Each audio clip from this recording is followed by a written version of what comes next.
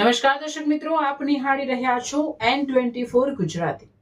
તો નજર કરીશું આજના મહત્વના સમાચાર પર। ભાવનગર લઠ્ઠાકાંડ મામલે સુરત કોંગ્રેસનો વિરોધ। સુરત ભાવનગરમાં બનેલા લઠ્ઠાકાંડના મામલે સુરત શહેર કોંગ્રેસ દ્વારા આજે જિલ્લા કલેક્ટર કચેરી ખાતે વિરોધ પ્રદર્શન કરવામાં આવ્યું હતું। કોંગ્રેસના કાર્યકરોને આગેવાનોએ સરકાર સામે સૂત્રોચ્ચાર કરી દારૂબંધીના કાયદાની કડક અમલવારી કરવાની માંગ કરી હતી।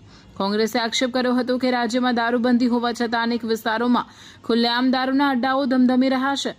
સુરત શહેરમાં પણ ચાલતા કથિત દારૂના અડ્ડાઓનો ડ્રોન સર્વે કરાવી હકીકત બહાર લાવવાની માંગ કોંગ્રેસ દ્વારા કરવામાં આવી હતી। ભાવનગર લઠ્ઠાકાંડમાં જવાબદાર લોકો સામે કડક કાર્યવાહી કરવામાં આવે અને ગેરકાયદે દારૂના વેચાણ પર તાત્કાલિક અંકુશ લાવવામાં આવે તેવી માંગ સાથે કોંગ્રેસે ગૃહ વિભાગ સામે પણ ગંભીર સવાલ ઉઠાવ્યા હતા।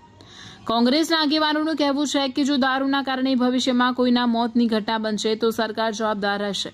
આવી સ્થિતિ ફરી ન સર્જાય તે માટે રાજ્યમાં દારૂબંધીના કાયદાનો કડક અમલ કરવામાં આવે તેવી માંગ કરવામાં આવી હતી। સુરત કોંગ્રેસે ચીમકી આપી હતી કે જો દારૂના ગેરકાયદે ધંધા સામે અસરકારક કાર્યવાહી નહીં થાય અને લઠ્ઠાકાંડ મામલે કડક પગલાં લેવામાં નહીં આવે તો આગામી દિવસોમાં વધુ ઉગ્ર આંદોલન કરવામાં આવશે। પોલીસ તંત્રએ અત્યારે બારકોડ જાહેર કર્યો છે કે રોયલ સ્ટેક પીવો હોય તો આ બારકોડ સ્કેન કરીને પીવો। એટલે પોલીસ કહેવા શું માંગે છે, આ ગૃહમંત્રી કહેવા શું માંગે છે કે તમે ખુલ્લેઆમ દારૂ પીવો એવી છૂટ આપે છે? પીવો હોય તો પીવો પણ બારકોડ સ્કેન કરીને। એટલે આ શું છે? જ્યાં સુધી આ બધું બંધ નહીં થાય ત્યાં સુધી કોંગ્રેસ પાર્ટી ગાંધી ચિંધ્યા માર્ગે આંદોલન ચાલુ રાખશે, જનતા રેડ કરશે અને દારૂના અડ્ડાઓ બંધ કરાવશે। લઠ્ઠાકાંડ થયા બાદ કેટલા બુટલેગરોને તમે પકડ્યા, કેટલા લોકોને તમે પકડ્યા, કેટલા લોકોને જેલમાં પૂર્યા, કેટલા લોકોને સજા આપી? બતાવો। તમે જો એક્શન લેતા હોય તો બતાવો જનતાને કે અમે આટલા લોકોને બંધ કર્યા છે, આટલા અમે અડ્ડાઓ બંધ કરાવ્યા। કેમ નથી બતાવતા? કેમ કે અડ્ડાઓ બંધ થાય તો એમના ઘર બંધ થઈ જાય એમ છે।